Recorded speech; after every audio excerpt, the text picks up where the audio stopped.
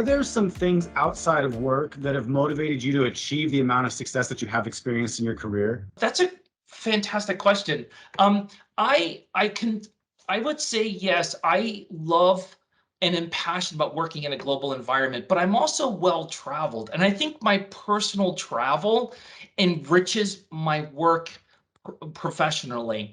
I've been very fortunate to work for global organizations. I've been very fortunate to travel to some fantastic places on the globe, for work and personally. But I'm so enriched by encountering a language I don't know and I must know, so I try to learn it, or encountering a new food, or encountering a new culture, encountering a new viewpoint. That, I think, allows me to operate as a better human being in a global environment, because you're sensitive to people have different perspectives and different points of view and different cultural backgrounds, and different holidays that they celebrate, and different ways that in which they speak. And some people have learned English as a second language, and people find that strange, but at the same time they're learning to communicate. And I am constantly bringing my global perspective to the job, because I travel quite often.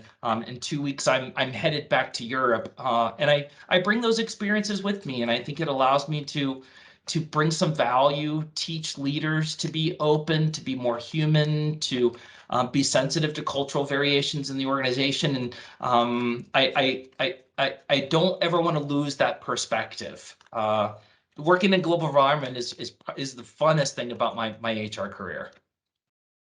So do you speak other languages too? I do. But so, like I said before, like sometimes HR people kind of come to HR work, but by various means. I was a French major. I took French and Russian in high school. I took French and Russian in college. I was going to be a linguist. I studied Italian for several years. I lived in Miami for several years and started picking up Spanish. I worked in Brazil and started picking up Portuguese. Dave, I did a 2-week tour of Italy one year and didn't speak any Italian, and I came back to the United States and took 2 years of Italian just because I couldn't speak the language and I wanted so desperately to learn Italian. I will pick up languages, just it's my thing. I hear language, and if I don't know it, I must know it. So I will learn as much as I can. And I can bring that to work too. You wanted to be a linguist? I did. I was either going to like teach, teach at the university level, or I was going to work for perhaps government and do translation work, or the UN. That was going to be my career path. But I decided to take a break from my master's degree at the University of Georgia in French linguistics. It was actually 16th century French linguistics.